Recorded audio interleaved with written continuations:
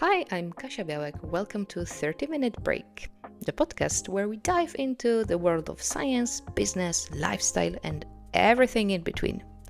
Got just 30 minutes? That's enough to spark new ideas. Let's get started.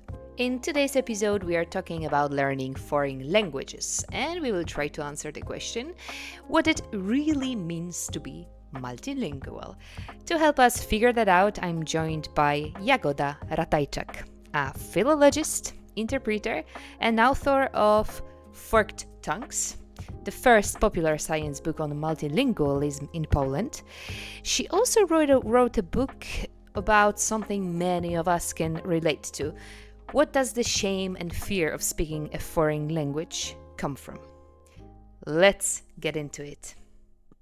The prefix bi refers to two, right? That's right. So that's where the term bilingualism comes from.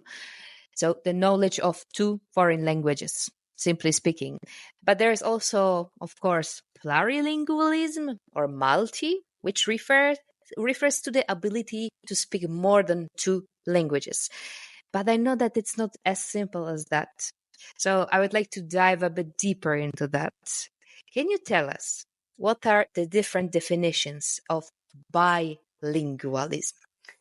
Kasia, you have mentioned that we don't really have that much time to discuss everything we would like to discuss. So I will hopefully stick to the most crucial, to the most important information. Let me begin, perhaps I should do that, with telling you how the approach towards bilingualism and multilingualism has changed in the recent years. I should also add that bilingualism and multilingualism are sometimes used interchangeably. Of course, multilingualism is also bilingualism. Obviously, it doesn't work the other way around, but I think it's worth noting that in a lot of papers, those terms are sometimes used interchangeably. But coming back to the change that I have just mentioned, what I can see as I read and analyze the latest papers by linguists who carry out bilingual research, today we don't really focus on coining new definitions. We don't really do that these days. We rather focus on taking different perspectives, on using two or multiple languages. And back in the day, and I'm talking about the early 20th century, so about the time when linguistics started to grow into a separate field of science rather than be a segment of philosophy, for instance, scholars were very much into coining clear-cut definitions. And since you have read Języki, you probably remember some of those definitions, right? Yes, I mentioned some of the most radical definitions in my first book, since I know that they are usually very attractive to people. People like reading about some black and white things. And at that time, and for many years to come, bilingualism was a binary category. So you were in or you were out. You were bilingual or you were not bilingual. And I can think of my most favorite radical theory. Of course, I'm kidding. When I say that this is my favorite theory, I'm kidding because this is actually quite unreasonable. But this is a very interesting theory by Leonard Bloomfield, whom I have also quoted. I quoted him in my book. He implied that to be called a bilingual person, you must master your second language so that it is as fluent as your native language. And today we know that there are a lot of holes in this theory, right? Because what does it mean to be fluent? I would ask Leonard Bloomfield, come on, does being a native speaker of a given language, for instance, Polish, automatically mean that we are fluent in this language?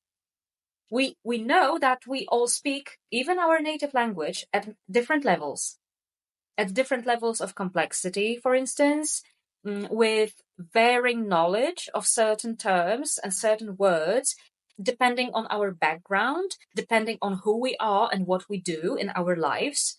So we learn our native language for our whole life, which we sometimes forget about.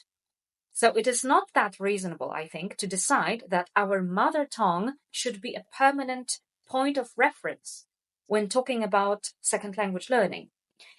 Luckily, however, scholars know it today, and they know that bilingualism is not a binary category.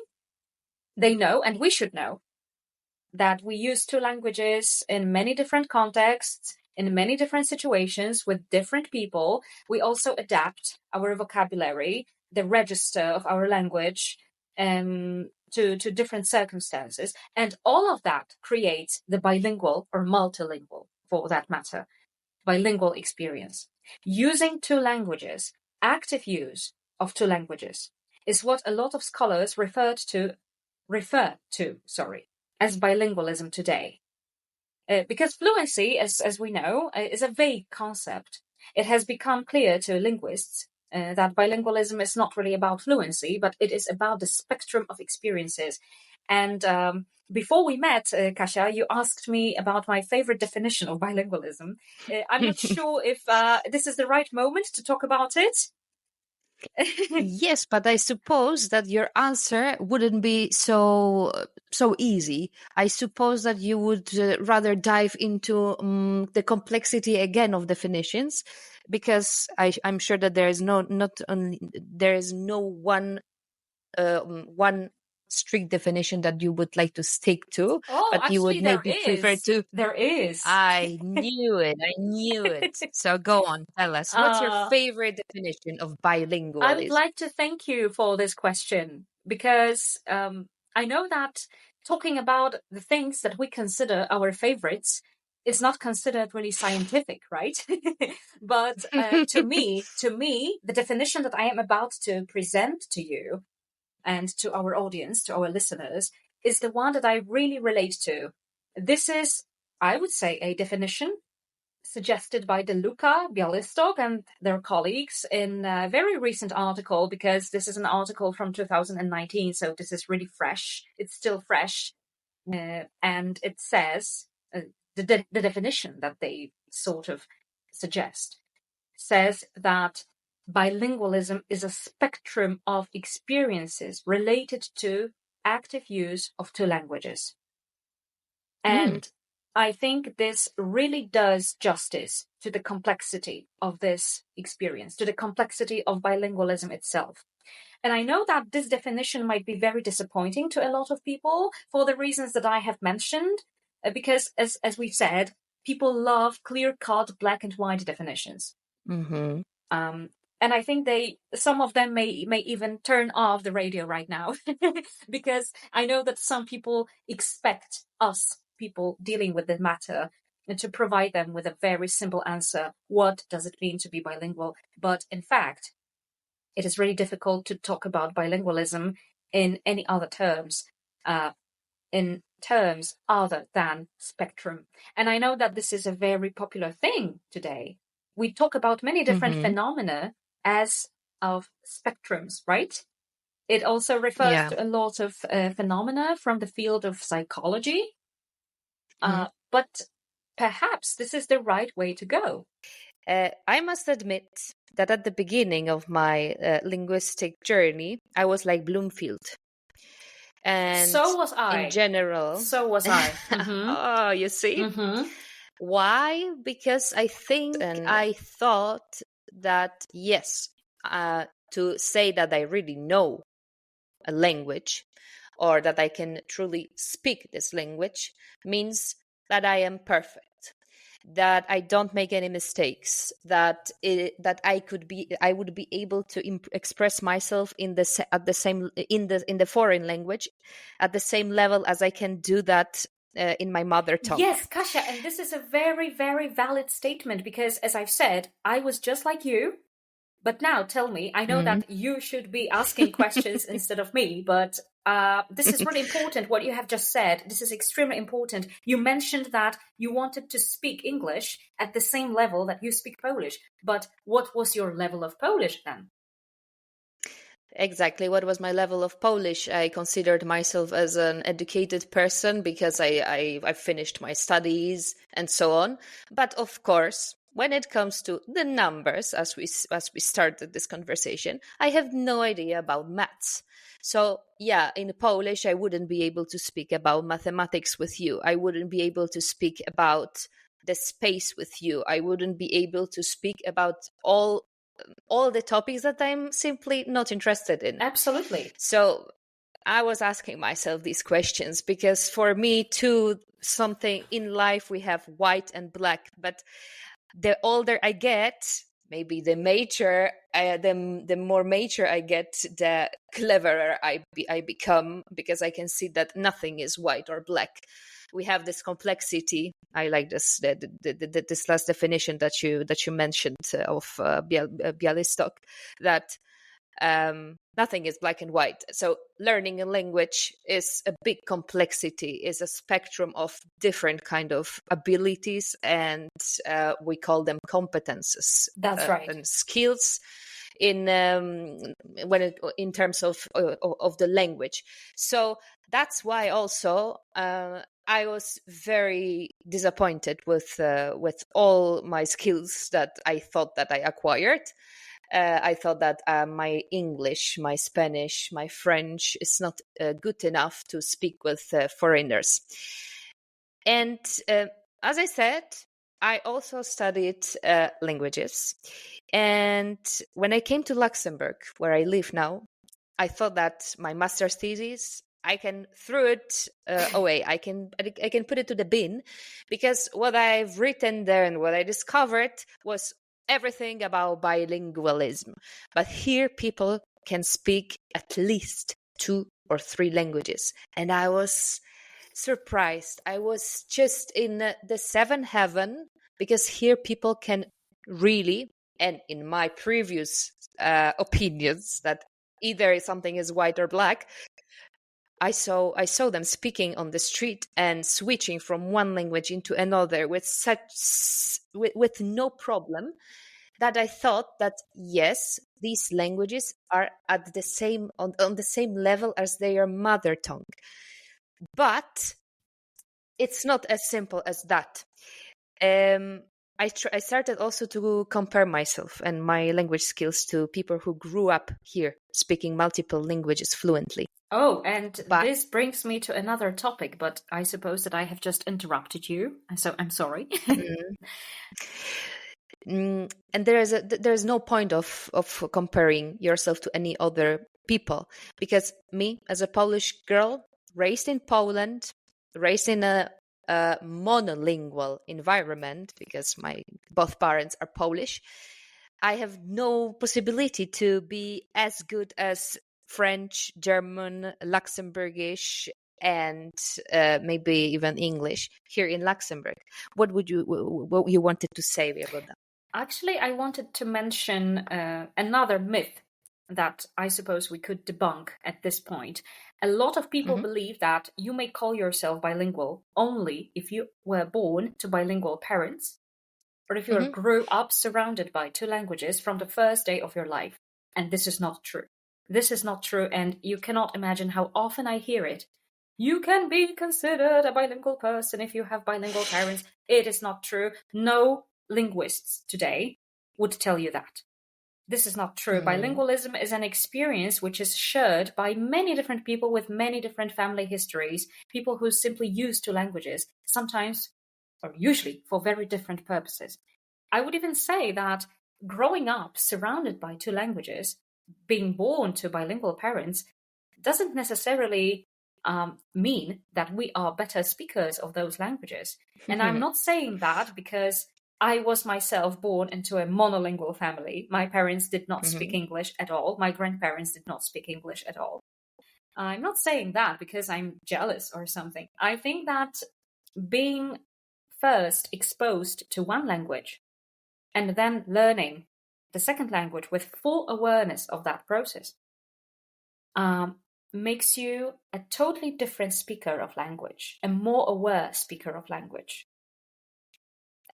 Aware of grammar rules, this is what you mean? Or aware? Oh yes, grammar rules might be also taken into account here, because you need to be learning consciously You need to pay attention to a lot of things that normally you wouldn't pay attention to. But when I'm talking about awareness, I'm talking about being aware of how language shapes the way we think, or at least has an impact on how we think. This would bring me to another question that we might discuss a bit later, right? What does language do to our heads? This is the subtitle of my first book, because I believe that this is the most important, the most interesting thing about linguistics, how language affects our minds. But this power of language is, I believe, fully visible if you really pay attention to what is going on with you while you are learning it.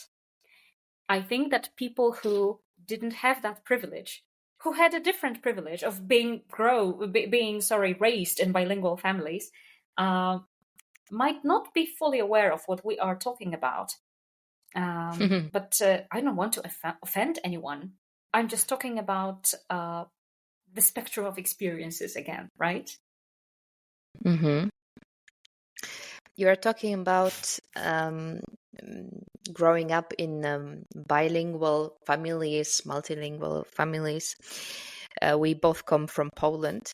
But so I suppose that you also started learning German and learning English and different languages from Poland. Maybe you were traveling to develop your language skills. But how can we immerse ourselves in this really crucial cultural reality of a language if we are learning it, but we don't live in a country where it's spoken? I think that English is a very specific case here, because I suppose that this is our point of reference now. We are talking in English now. English is, I suppose, our main working language. I'm not sure about you, but I can be sure about myself. I do use English every single day. This is my first working language. My second working language is German, but English is far more, useful to me. Anyway, I think that English is so special because nowadays we do not really need to travel to England or to America to be able to immerse ourselves in the reality, in the cultural reality of this language.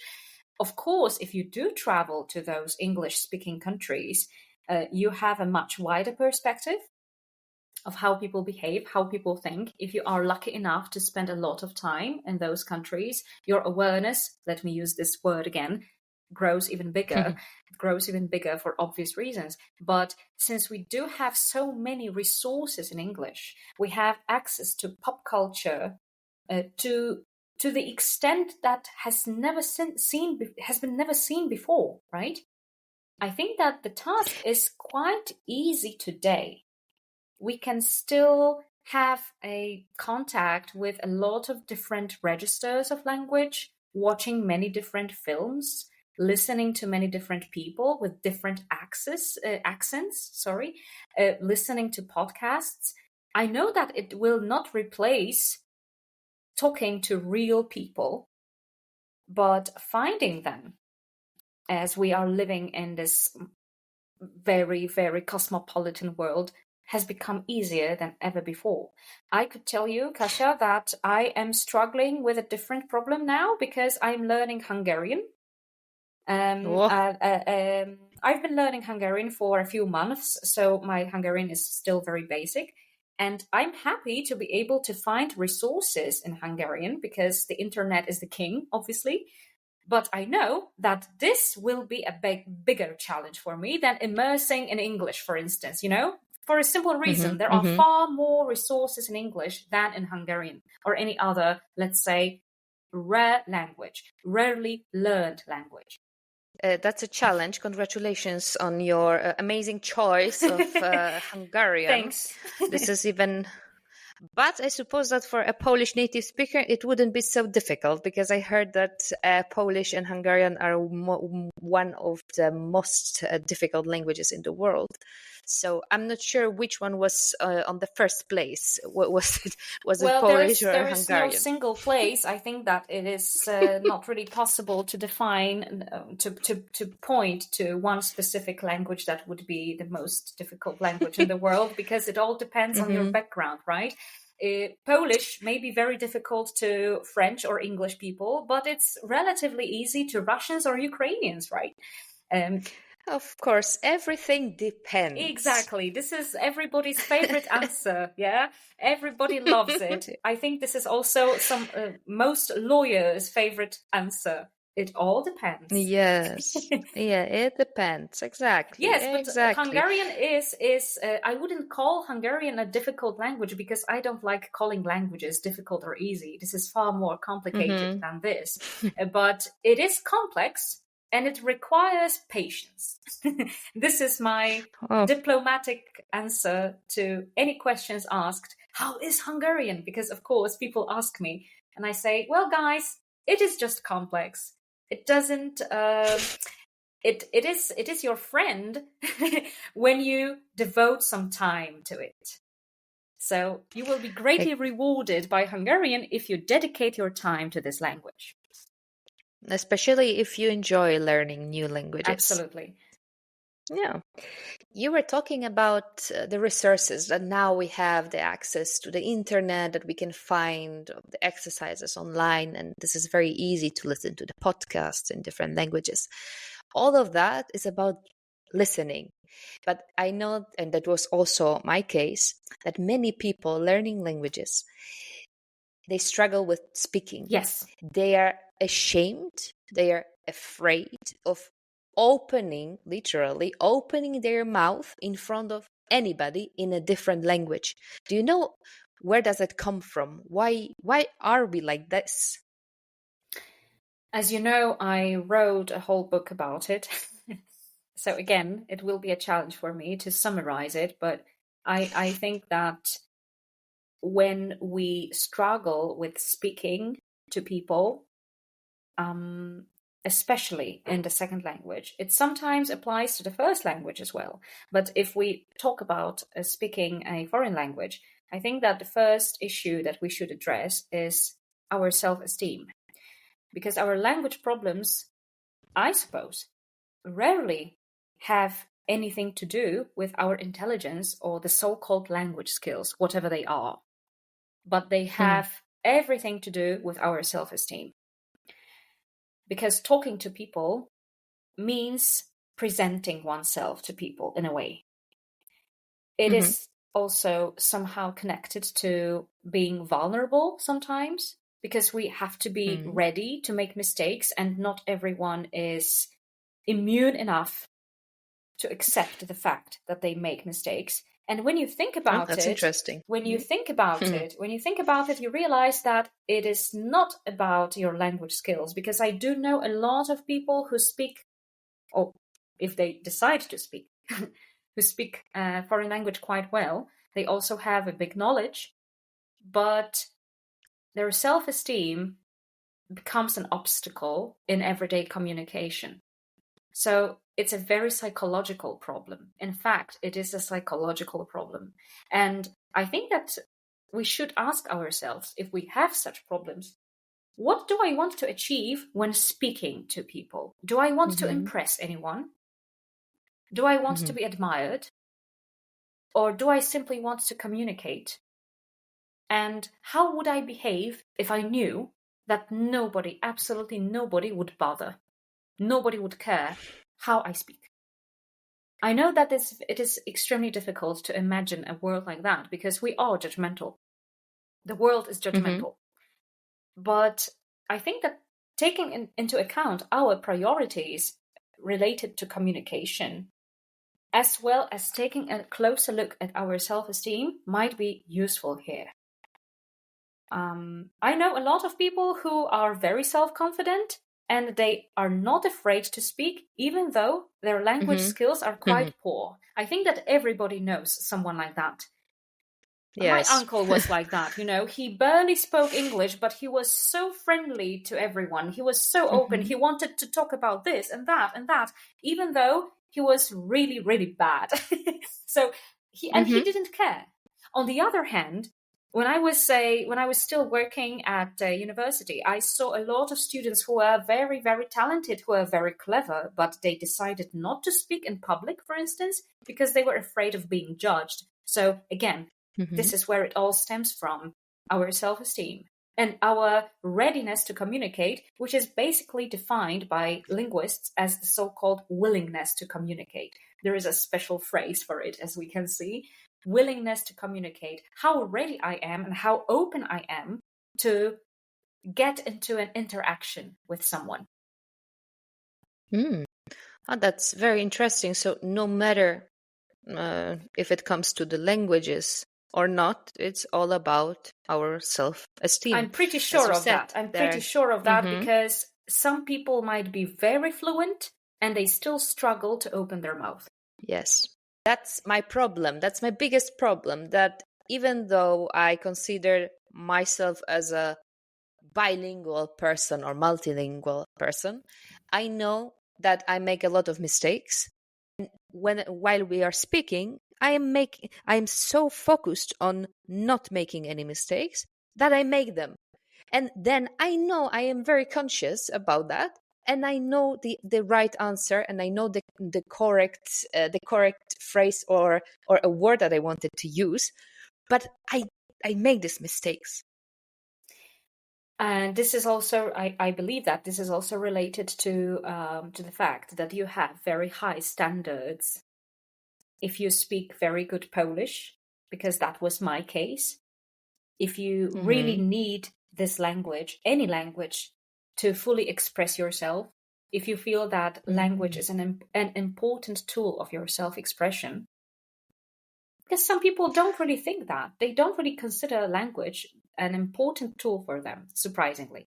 But I was just like that. I have always thought that my language is my weapon of choice, so to speak. So if you believed the same, I think it could have had an impact on the standards, perhaps some unrealistic standards that you have created for yourself. It can be, because I'm really into literature. I like reading poems, so maybe there is something to do with that. Okay, yes, the language has been always my weapon too. I know it sounds negative, it sounds scary, but you know what I mean, right? Yes, exactly. This is my way of communication, and I would like to be as fluent in any other languages that I am in Polish. Yeah, Kasia, which is I'm sorry. I just wanted to tell you before I forget that you should sit down the other day and think about this. What expectations do I have regarding second language learning? And what expectations do other people have? Because I suppose that your expectations are quite high, because you have a lot of things to say.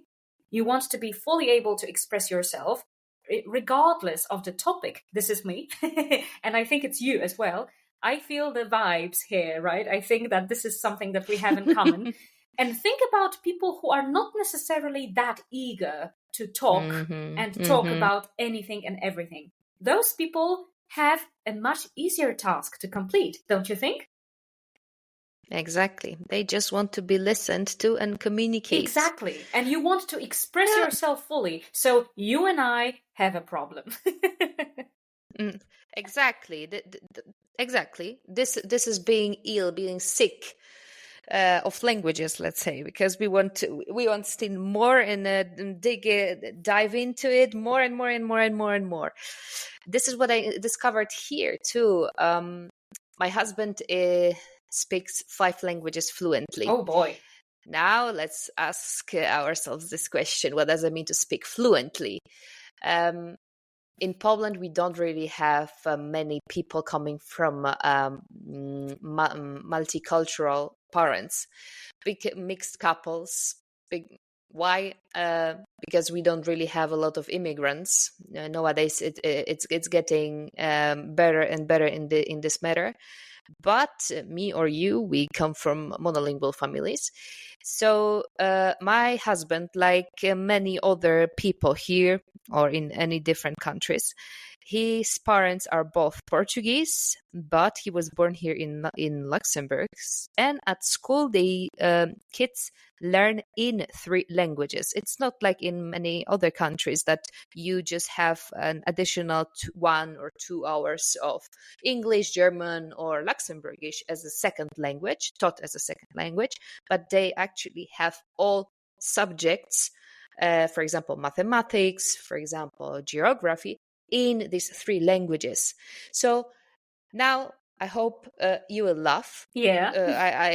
I got a joke because I told him last time, wow, you're so lucky that you're just gifted. You got these 4 languages as a gift. You didn't pay for it.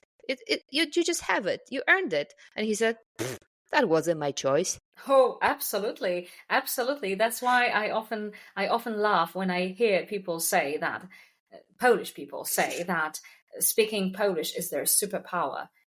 Well, I mentioned it in my first book. I wrote about it and I said that, well, guys, if you were given 2 kidneys at your birth, this is not your achievement. And it also applies to speaking a language fluently, a language that was given to you, as your husband put it. I'm going to the end of this conversation because this podcast is called 30-minute break. Last question. How should we go about learning a language from scratch? Do you have any tips for all of us? I think that I'm finally a good person to ask this question since, as I've mentioned, I have just started learning a new language, a completely new language. I think that a crucial thing to address at the very beginning, hopefully it will not be disappointing to our listeners again, is to decide what our goals are. This is the main thing that will hopefully prevent us from getting disappointed and from losing motivation. I think that this is the first question we should ask ourselves. What do I want this language for? What do I need this language for? How am I going to use it? Are my goals realistic? I think this is the first step. In my case, I think that I may use myself as a humble example. I decided that I simply wanted to be able to understand what is going on around me in Budapest, in one of my most favorite cities. I was really frustrated as I saw a lot of words, a lot of phrases which said nothing to me. So my initial goal was to try to decipher as much as I could from what surrounded me. And the next step was to be able to communicate in simple situations, in daily situations, ordering some food in a restaurant, buying stuff on the market. And it keeps me motivated because I know that I'm going to reach next stages with time.